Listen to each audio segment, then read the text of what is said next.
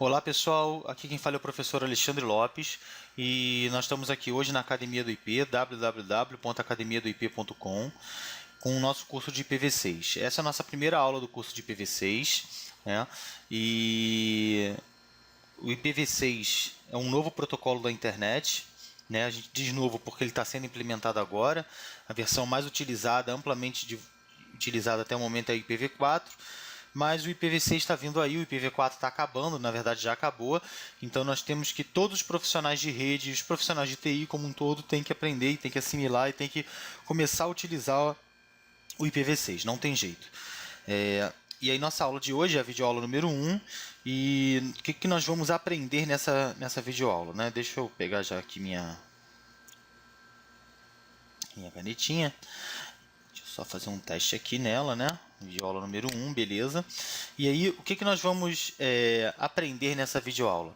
Bom, primeira coisa é que essa videoaula não vai tratar de IPv6. Já deixo vocês avisados que essa videoaula ela é uma videoaula que vai falar um pouquinho sobre o IPv4. Apesar de não ser um curso de IPv4, mas alguns conhecimentos de IPv4 são necessários. Como é um curso que nós vamos disponibilizar gratuitamente, num primeiro momento, e que os nossos alunos trabalham com uma, vamos dizer assim, consciência de que eles sabem IPv4, né? Pode ser que alguém comece a assistir a parte de IPv6 e fique meio perdido, ou até mesmo alguém que sabe assim, eu não sei bem o IPv4, mas eu tenho que aprender um pouquinho de IPv6 já, ou eu queria aprender um pouquinho de IPv6 e aí eu quero me inscrever nesse curso. Beleza, então a gente vai fazer uma aula antes de IPv4, é uma aula básica de IPv4, que vai dar alguns conceitos básicos, mas suficientes para que a gente possa construir nosso conhecimento de IPv6, tá? É uma nivelada, é um mínimo de IPv4. Então, se você já conhece o IPv4, pode pular essa aula, partir para a videoaula número 2, onde a gente vai tratar propriamente dito do IPv6, onde a gente começa a introdução em IPv6 e começa a apresentar o protocolo IPv6 para vocês. Né? Então, o que nós vamos ver nessa aula? Qual vai ser os objetivos dessa nossa aula? Primeiro, descrever a importância do protocolo IP, tá? E aí eu estou falando de IP só, não de IPv4. Observe que não tem nenhuma versão aqui.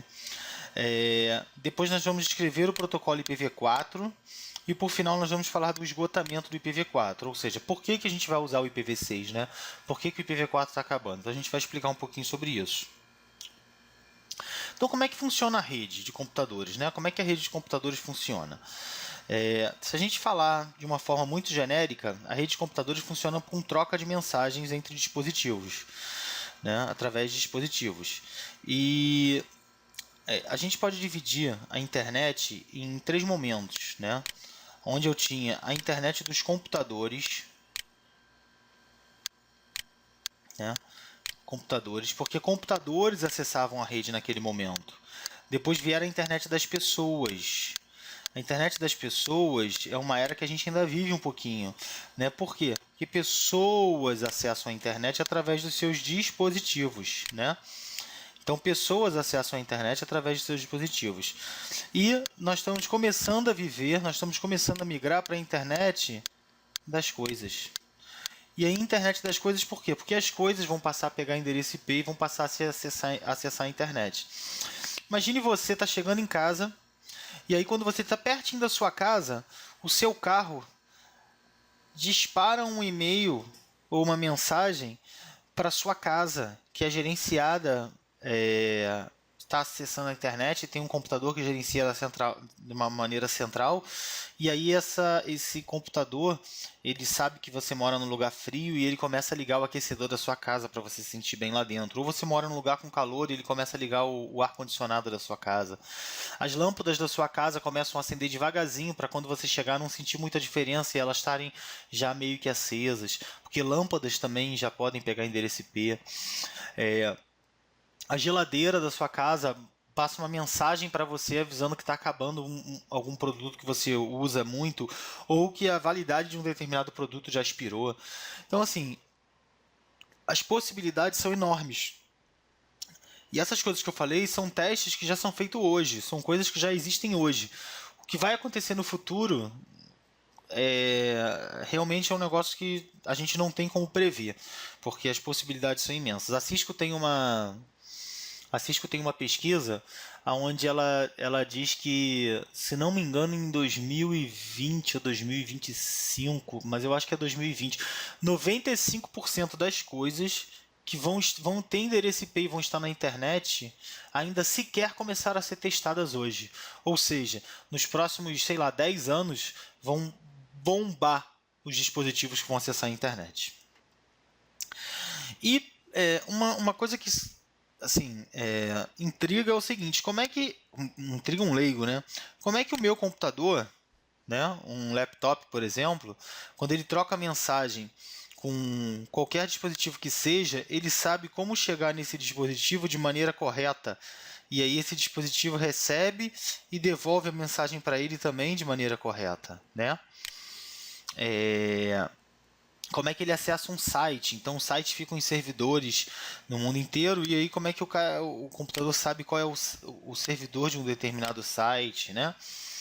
E aí que entra, e nesse contexto aparece o protocolo IP. Por quê? O protocolo IP, aqui, ó, ele é responsável por endereçar dispositivos unicamente através da rede, ou seja, vão passar a ser dispositivos únicos através da rede, né? Aqui, ó, tornando cada um único. E é graças a ele que os roteadores conseguem realizar as comunicações entre diferentes redes locais conhecidas. Então, o endereço IP é um endereço que no início foi projetado para que cada computador do mundo tivesse o seu, que isso não se repetisse e que fosse tudo uma grande rede, né? Mas, à medida do passar do tempo, isso não aconteceu bem assim. E foram criados algumas redes que se repetem muitas vezes, né? Por exemplo, a rede 192.168.10 ou a rede 192.168.00. São redes que a gente vê em muitas casas, principalmente quem tem aquele roteador caseiro, né? o roteador sem fio, né? E aí aquele roteadorzinho sem fio ele já vem com uma rede pré-configurada que é 192.168.0 ou 192.168.1, que são redes, são endereços de IP de redes que podem ser repetidos muitas vezes. Então a gente tem muitos computadores que o endereço IP é 192.168.0.1 ou 192.168.0.10. Né? Esse é o endereço IP de muitos computadores pelo mundo. Mas por que esses computadores têm esse mesmo endereço? A gente vai ver isso daqui a pouco também na nossa aula. Então, o que a gente tem que gravar é que o endereço IP ele é um endereço que vai tornar cada computador único dentro de uma rede. Né? Quando ele foi feito, era para que a internet fosse uma grande rede, aí cada um fosse um único dentro da internet, mas infelizmente isso não aconteceu assim. Agora com o IPv6 a possibilidade disso acontecer é real, essa possibilidade existe e vamos torcer para que aconteça. Né? Então, o protocolo IPv4. Vamos falar um pouquinho sobre o protocolo IPv4. A gente estava falando até agora do protocolo IP. Então, vamos falar do protocolo IPv4. Né? O protocolo IPv4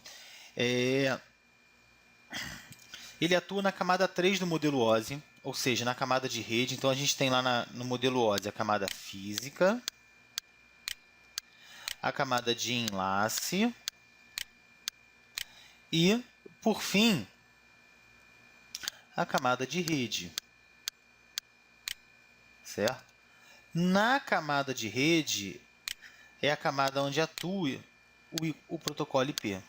Cada uma dessas camadas tem os seus protocolos, tem as suas funcionalidades, e a gente, na verdade, vai tratar somente do IPv6 nesse curso. Né? A aula de hoje é um pouquinho do IPv4, mas nesse curso a gente vai tratar do IPv6. Né?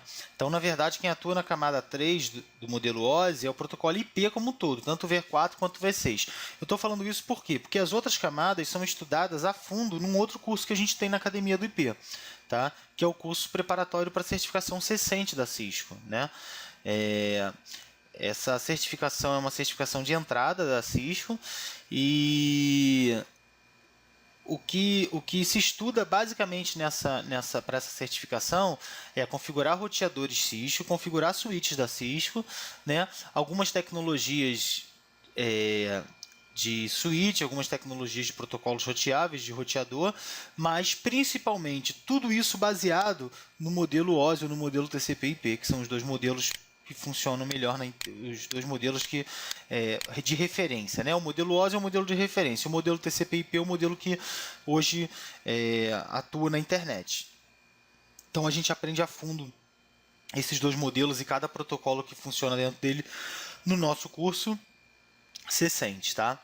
Então vamos falar um pouquinho do IPv4 aqui. Ele é formado de 32 bits, tá?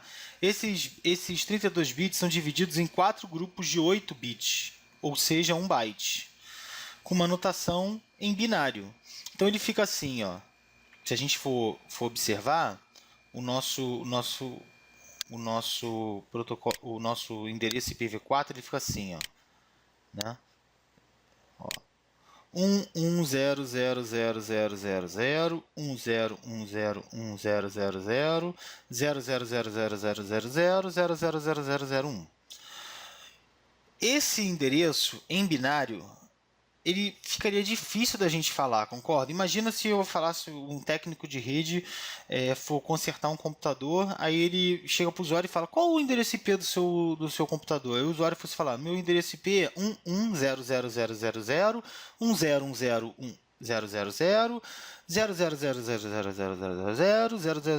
11000000100000000000000000000000000000000000000000000000000000000000000000000000000000000000000000000000000000000000000000000000000000000000000000000000000000000000000000000000000000000000000000000000000000000000000000000000000000000000000000000000000000000000000000000000000000000000000000000000000000000000000000000000000000000000000000000000000000000000000000000000000000000000000000000000000000000000000000000000000000000000000000000000000000000000000000000000000000000000000000000000000000000000000000000000000000000000000000000000000000000000000000000000000000000000000000000000000000000000000000000000000000000000000000000000000000000000000000000000000000000000000000000000000000né? Até para um técnico de rede que fosse lidar isso, guardarem isso, né? Até para um técnico de rede que fosse lidar isso no dia a dia, ia ser muito difícil ele trabalhar.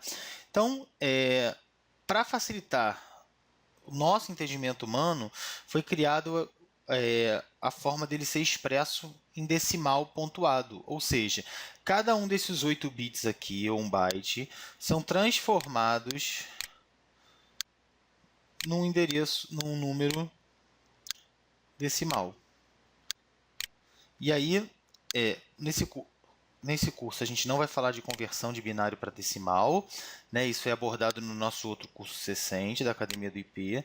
Porém, o importante é saber que esse endereço fica 192.168.0.1, certo? Então, essa é uma forma de expressar o endereço IP V4 e essa é a outra forma de expressar o endereço IP V4, certo? A máquina nem lê essa forma, nem essa. A máquina lê 32 bits direto, sem ponto, sem nada, certo? Essa é a forma como a máquina funciona. Então, toda vez que a gente digita o nosso endereço dessa forma no computador, ele vai transformar isso para binário, sem ponto, sem nada, e vai entender os 32 bits direto. E como é que o computador sabe de qual rede aquele endereço pertence, né? Então, por exemplo, eu tenho esse endereço aqui, 192.168.0.1.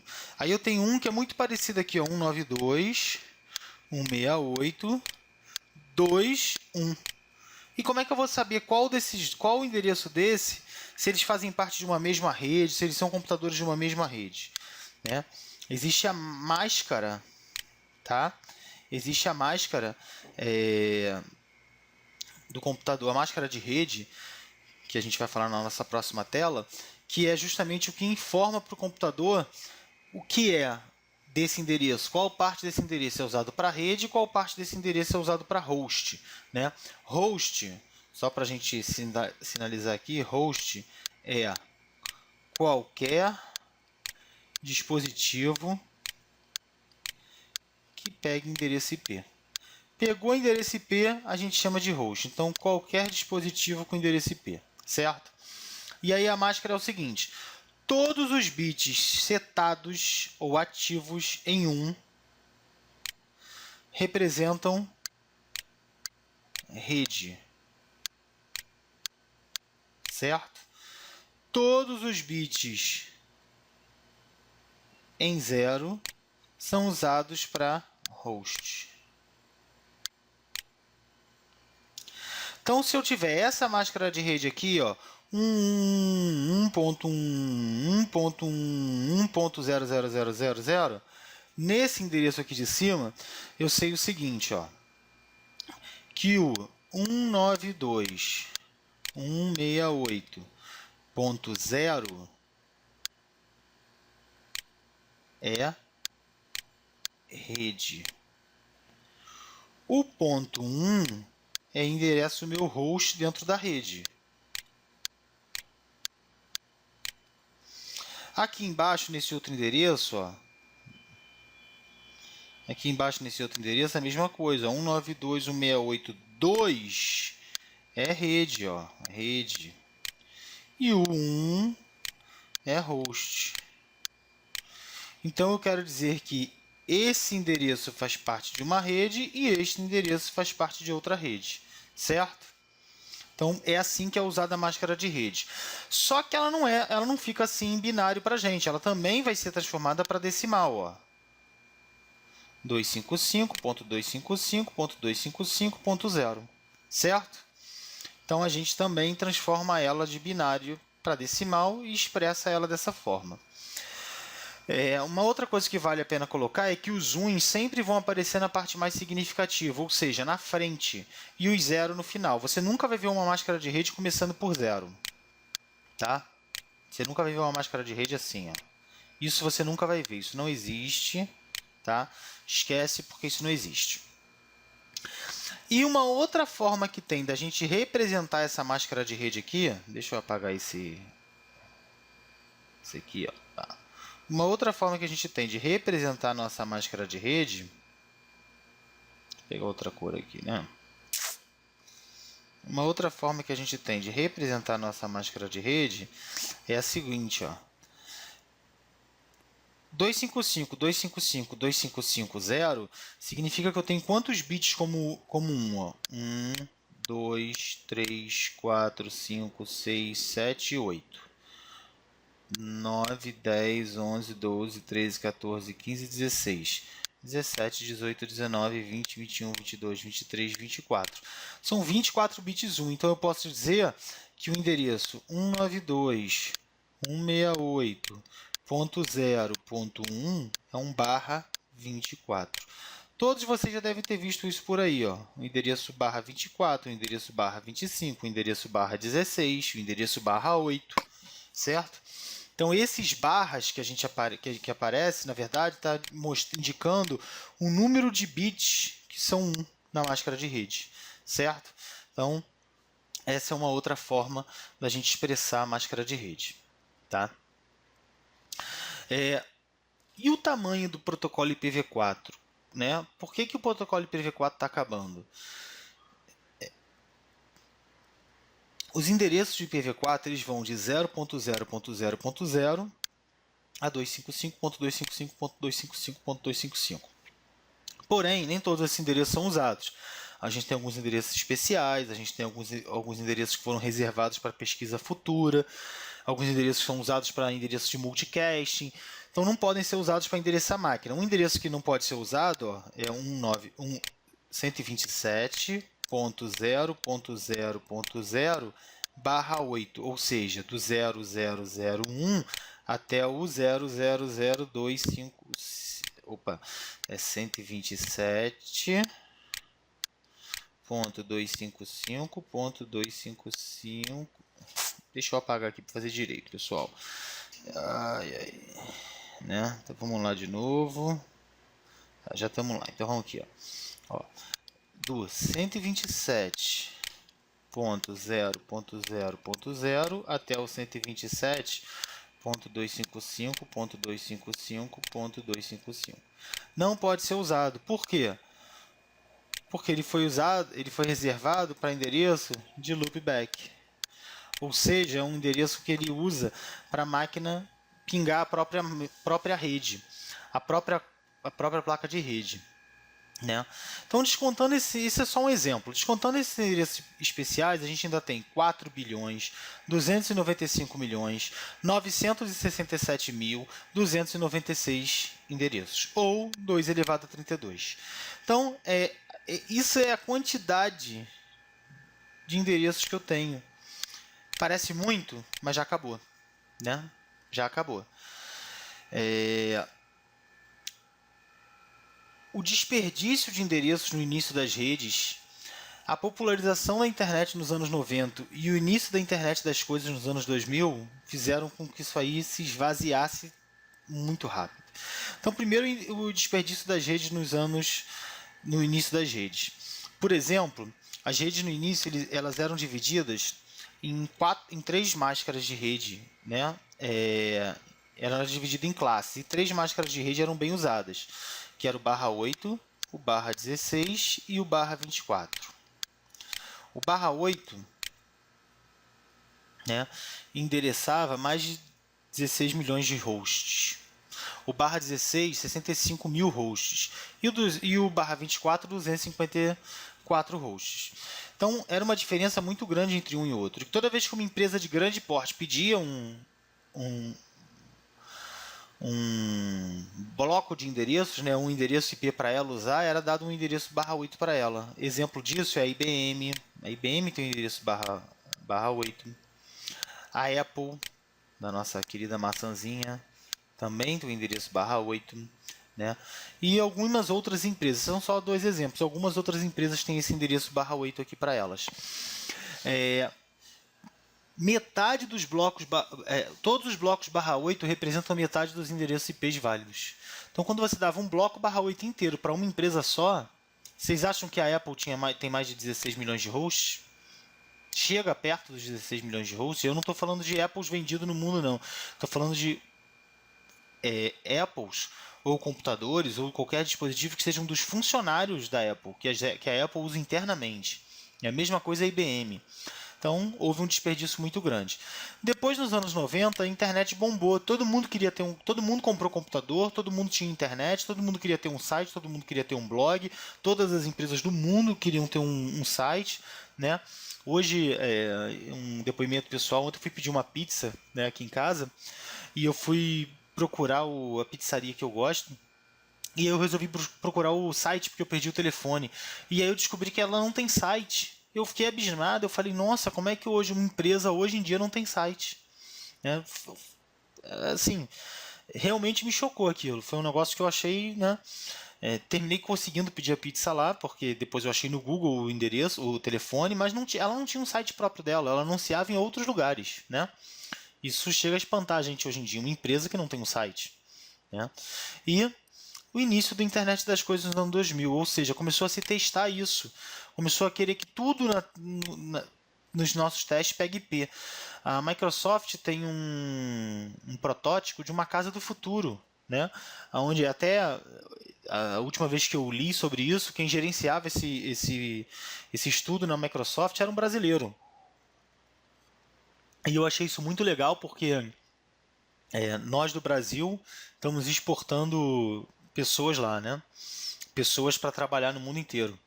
Aliás, tem um depoimento aí que foi dado há pouco tempo que se espera que o próximo Facebook ou próxima rede social de sucesso aí bombando, o próximo Twitter, o próximo Facebook vai nascer aqui no Brasil. Será? Vamos ver, né? Então, isso tudo fez com que o estoque de IPv4 no mundo acabasse aqui. Nosso tanque de gasolina vazio, ó, acabou, né? Porém, algumas medidas foram tomadas para que isso se contesse, né? Para que demorasse mais. O IPv4 é um protocolo que tem mais de 20 anos, né? E desde que eu já trabalho com TI, com rede de computadores propriamente dito, desde 1995, ó, 1995, nossa, tem muito tempo já, né? Quase 20 anos. E aí o que acontece? Desde dessa época que eu ouço falar que o IPv4 está acabando, mas agora isso chegou, isso aconteceu, está realmente acabando, né? Em 2011 nós tivemos alguns eventos que realmente mostraram para a gente que o IPv4 está acabando. A gente vai falar sobre eles daqui a pouquinho, né? Mas vamos falar um pouquinho sobre as medidas de contenção, né? Primeiro, o CIDR, que é o Classless Interdomain Routing, ou seja, a gente começou a poder trabalhar com máscaras de rede de tamanho variável, de acordo com o tamanho da minha rede. Eu não precisava mais ficar preso àquelas máscaras certinhas. Depois o DHCP, que é um protocolo que distribui dinamicamente endereço IP para os hosts. E por final o NAT, que sem dúvida nenhuma, apesar de eu ter deixado ele por último, mas ele é o mais importante deles, foi com certeza dessas medidas todas adotadas a que fez com que o endereço IPv4 sobrevivesse muito tempo. Então ela foi a que mais segurou o esgotamento do IPv4. Então vamos começar a falar do CIDR. O CIDR, a RFC, e aí eu vou aproveitar para explicar o que é RFC, Request for Comment, né? A gente tem o IETF, que é o Internet Engineer Task Force, ou Força de Engenheiros, né? Uma força-tarefa de alguns engenheiros ou de pessoas do mundo inteiro que podem estar ajudando a padronizar a internet. Na verdade, isso aqui é um documento que ajuda a padronizar a internet. Ah, mas só engenheiros podem participar? Não. Qualquer pessoa no mundo pode participar. São listas de discussões abertas, a RF6, e aí você entra lá no site da IETF, www.ietf.org. Vai aparecer um link aqui daqui a pouquinho, né? E vocês vão poder ver esse endereço. Eu vou colocar aqui no site para vocês. E a RFC que padronizou o CIDR é a RFC 1519 em 9 de 1993. Então, no início das redes, as redes eram divididas, como eu falei, em classes. A gente tinha classe A, classe B, classe C, a classe D e a classe E. Eu não coloquei aqui, mas a gente ainda tem a classe D e a classe E. A classe A, né, ela tem o prefixo /8. A classe B tem o prefixo /16 e a classe C tinha o prefixo /24. Essas três máscaras de classe eram que determinavam o tamanho das redes no início, né? Então as redes tinham um tamanho de acordo com a sua máscara dessas três classes só. E aqui a gente estava falando de uma rede com mais de 16 milhões, com mais de 16 milhões de hosts.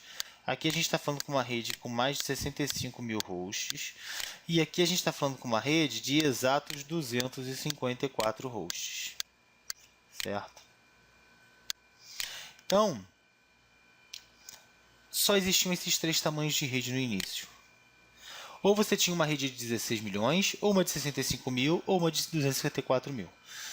E aí, em setembro de 1993, foi padronizado através da RFC 1519 o CIDR, que passava também a permitir o VLSM, ou máscara de subrede variável. E aí, com isso, eu passei a poder ter máscaras de rede de acordo com o tamanho da minha rede. Se um /16 era muito, mas um /24 era pouco, eu poderia ter um /20 no meio entre os dois, que suportaria tranquilamente a minha rede, né? Então passava-se a poder atribuir máscaras sem desperdício ou com desperdício muito pequeno. Então, vamos ver um exemplo aqui. Eu coloquei um exemplo aqui, né? Uma empresa, né, que tem 300 hosts, tá? Ela solicita um endereço IPv4 antes de 1993. Como ela tinha 300 hosts, e aí um /24 só cabe 254 hosts, né? Só cabe 254 hosts. O que fazia? Dava-se um /16 para ela.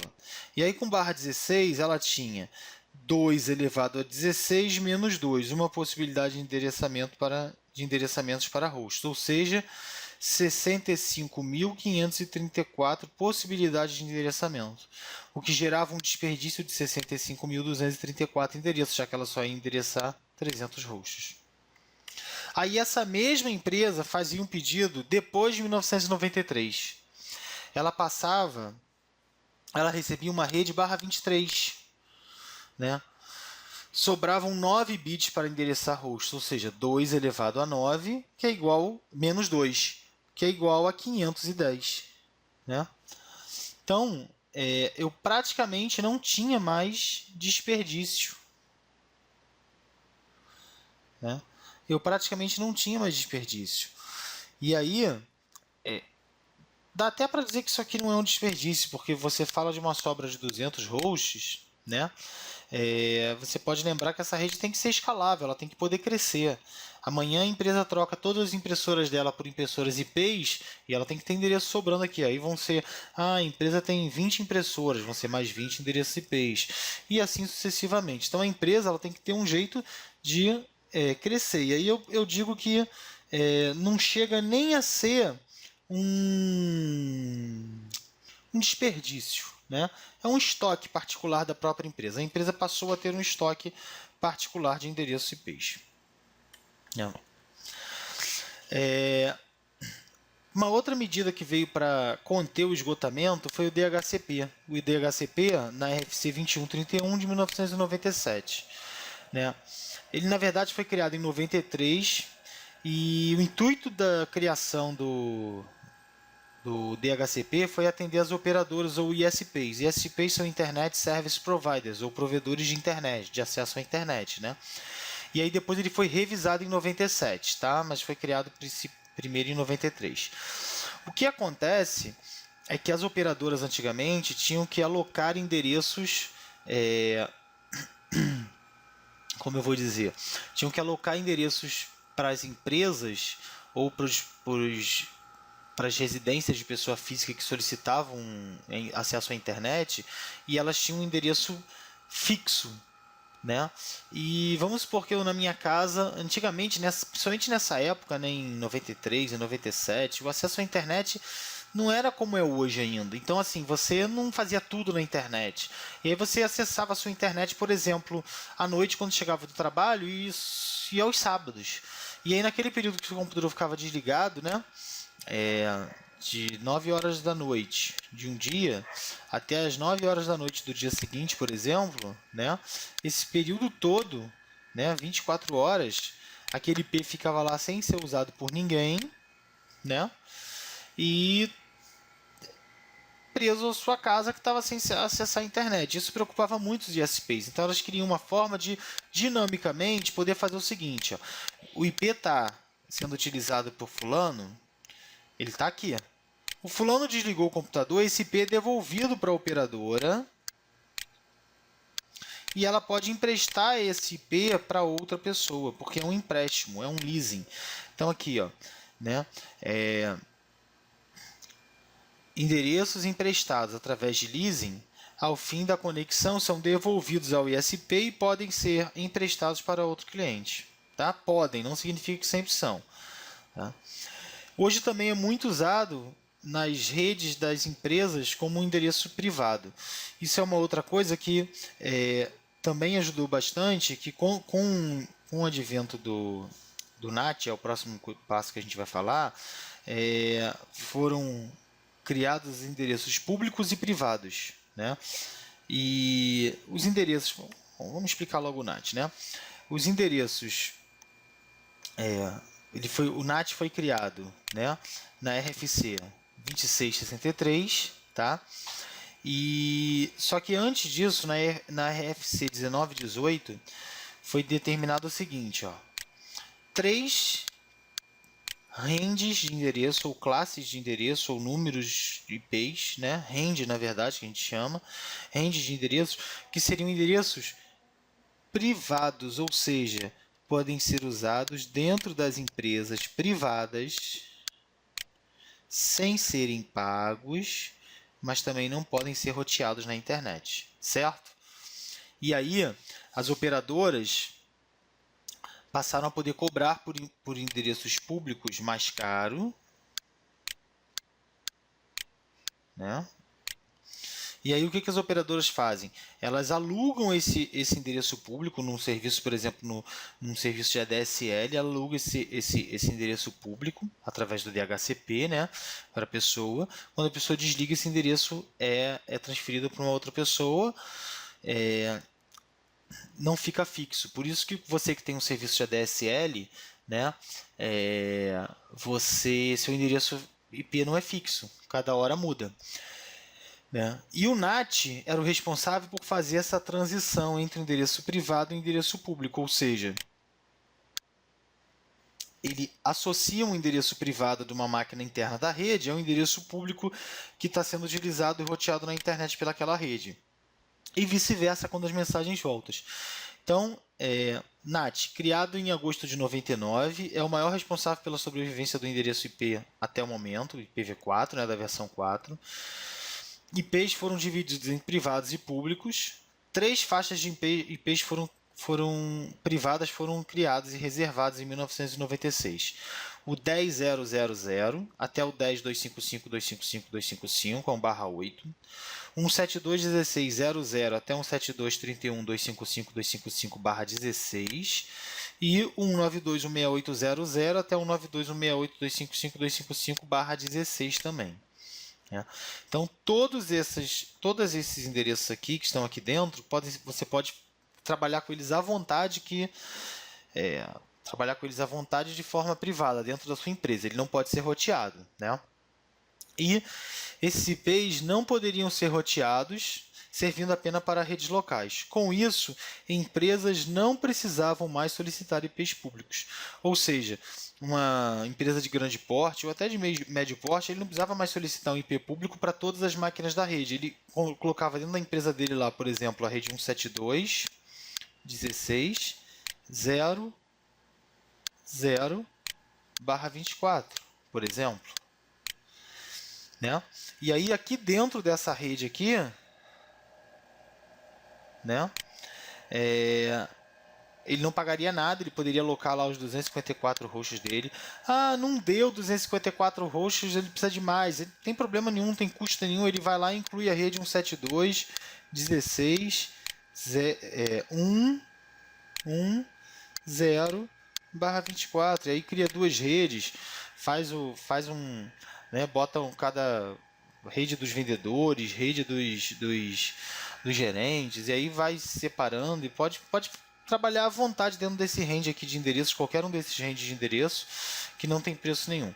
E aí ele solicita apenas um grupo, por exemplo, ele compra lá da operadora dele, aqui ó, um número pequeno de IPs públicos. Por exemplo, ele vai comprar aqui, sei lá, 4 IPs públicos que vai rotear todos esses 254 aqui dele para a internet, certo? Através do NAT. Quem faz esse controle é o NAT, tá?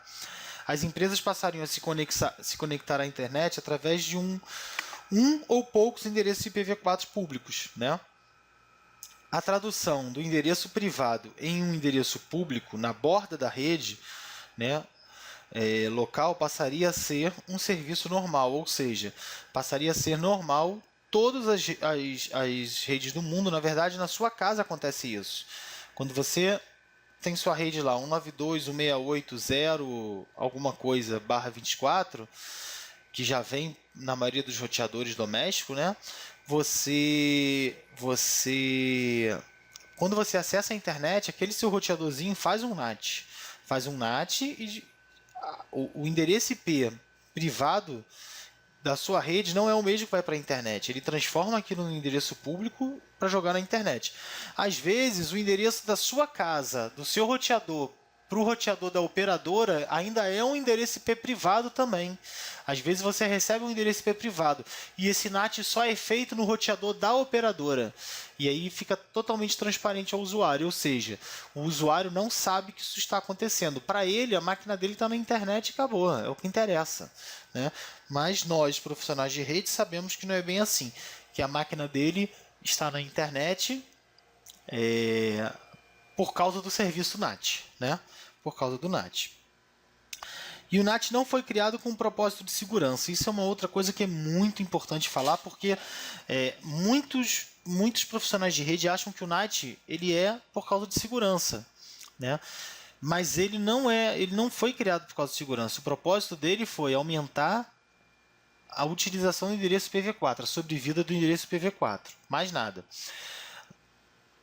O professor Samuel Henrique Brito, que é autor do livro IPv6, o novo protocolo da internet, que é uma das bibliografias que eu usei de referência para criar esse curso. Muito bom esse livro, recomendo a compra dele e a leitura dele, né, da editora Novatec. Ele diz no livro dele, que eu gostei muito dessa analogia que ele fez, que o NAT é como você, para a segurança, né, é como se você apagasse a luz da sua empresa. Ou seja, você tem um documento importante e aí você quer guardar aquele documento, né? O que você vai fazer? Você vai deixar ele em cima da mesa e apagar a luz? Ou você vai trancar ele na sua gaveta com chave? São duas coisas completamente diferentes. Ele trancado na sua gaveta com chave, mesmo que a luz esteja acesa, mesmo que as pessoas consigam chegar à tua mesa, se ela não tiver a chave, ela não abre. Ou ela até abre, mas vai ter muito mais trabalho para abrir, né? Agora, se ele estiver simplesmente em cima da sua mesa e você apagar a luz, se a pessoa tiver uma lanterna, tiver um celular, né, com uma luminosidade boa, ele vai conseguir chegar à sua mesa. Então, e pegar o documento. Então, NAT não é segurança. Sem um bom firewall, sua rede vai estar desprotegida. Então, segurança é firewall. É você saber escrever linha de firewall e colocar um firewall na borda da sua rede. Além disso, ter um bom antivírus, né? E manter o seu computador constantemente atualizado. São os 3 pilares de segurança hoje de rede que a gente tem que seguir. Então vamos lá. Mesmo com todos esses recursos, o IPv4 está realmente acabando. Como eu falei, em 2011 houveram 2 eventos que fizeram com que todos os profissionais de rede passassem a prestar mais atenção no IPv6. O primeiro deles é que a IANA, que é o órgão que é responsável por atribuir endereços IPs no mundo, né, a Autoridade Mundial de Endereços IPs, ela divulgou em 2011 que ela estava associando o último bloco /8, ou seja, acabou. Ela não tem mais no estoque dela, está zerado. No mesmo ano, uma das autoridades regionais, porque aí nós temos 5 autoridades regionais, uma dessas autoridades regionais informou que a autoridade da Ásia e do Pacífico divulgou que o estoque IPv4 dela também havia acabado, que ela ia começar a trabalhar só com IPv6. E aí isso trouxe um grande susto para todo mundo. Ao mesmo tempo, a ONU declarou a internet como bem mundial, patrimônio mundial da humanidade, ou seja, bem indispensável à vida da humanidade, né? Nunca um meio de comunicação foi tão usado, nunca uma evolução foi tão poderosa na vida do ser humano como a internet, né? E a ONU declarou isso nesse mesmo ano, em 2011, né? Então, aqui eu tenho a data dos esgotamentos dos endereços IPs nos regionais, né? O único que ainda está numa uma situação confortável é a África. Se a gente observar, ó, a APNIC, que é a Ásia e Pacífico, já acabou. A Europa também já acabou. Aqui eu errei aqui, ó. Na verdade não é 29/2 de 2014, é 29/2 de 2012. Em 2012 acabou da Europa. A América Latina acaba agora, 19/3 de 2014. Ou seja, se você está assistindo essa videoaula depois de 19/3 de 2014, já acabou da América Latina. Na América do Norte também acaba em 26/5 de 2014, ou seja, 2 meses depois da América Latina. Na América do Norte a gente está falando dos Estados Unidos e Canadá, né? E, por fim, a África, que é o continente menos desenvolvido tecnologicamente falando, é o que tem menos conectividade, por isso só vai acabar em 31/7 de 2020. Então a África é o único país, o único continente que ainda está bastante confortável. A gente espera até que isso se acelere, né? Que a África comece a evoluir de uma maneira que isso se acelere e essa previsão não se confirme, se acabe antes, né? E a migração do IPv4 para o IPv6 ela é obrigatória, ela é eminente e obrigatória, ou seja, não tem jeito, não tem como voltar atrás, não tem como correr e tem que ser feita, não tem jeito. E aí, nós que somos profissionais de infraestrutura, né, nós temos o dever e o direito de aprender sobre IPv6, urgente. Alexandre, eu acredito que 2014 e 2015 vão ser os anos dos profissionais que sabem IPv6. Quem souber IPv6 nesses 2 próximos anos vão ser valorizados. Então essa é a hora de aprender, início de 2014, essa é a hora de aprender sobre 2014, sobre IPv6. E eu acredito muito que a partir de meados de 2015 para frente, a gente vai começar a ver nas vagas de emprego assim indispensável o conhecimento do protocolo IPv6, porque não tem jeito, o IPv4 acabou, né? Uma outra coisa que nós temos que incentivar, nós que já estamos empregados, que já estamos trabalhando, que trabalhamos em empresas de grande porte, nós temos que incentivar a migração, falar com os nossos gerentes, falar com os nossos chefes, botar nos planejamentos da empresa, que a empresa tem que começar a se planejar para trabalhar com IPv6. Temos que cobrar isso dos nossos provedores de acesso, temos que ligar para o provedor para saber, vem cá, já tem IPv6, como é que eu faço para trabalhar com a IPv6? Né? Então temos que disseminar os benefícios do novo protocolo, porque ele é um protocolo melhor, ele é um protocolo mais seguro, ele já tem o IPsec, o IPsec nativo nele, né? A gente já tem como fazer segurança nativa nele, né? Além disso, ele tem muitas outras funcionalidades, a gente vai ver ao longo desse nosso curso. né? Hoje ainda é um diferencial um profissional que domina o assunto, como eu já falei, eu acho que 2014 e 2015 vão ser os 2 anos principais para esse profissional. Né? E daqui a 2 anos será uma obrigação. Todo mundo vai ter que ter. A partir de 2016, pode ter certeza que todo mundo vai ter que saber IPv6. O IPv4 ainda vai existir, ainda durante algum tempo o IPv4 ainda vai existir, mas nós vamos ver uma migração para o IPv6 muito forte nos próximos 2 anos. Tá? E é isso aí, nossa videoaula de hoje acabou. Eu espero que vocês tenham gostado, eu espero que essa videoaula tenha sido de proveito, bem proveitosa para vocês. Nosso curso vão ter bastante aulas ainda, o assunto IPv4 a gente não fala mais, talvez uma outra aula, um pontinho que precise ser citado, mas aqui para frente o assunto é IPv6, certo, pessoal? Então, espero que vocês tenham gostado da aula.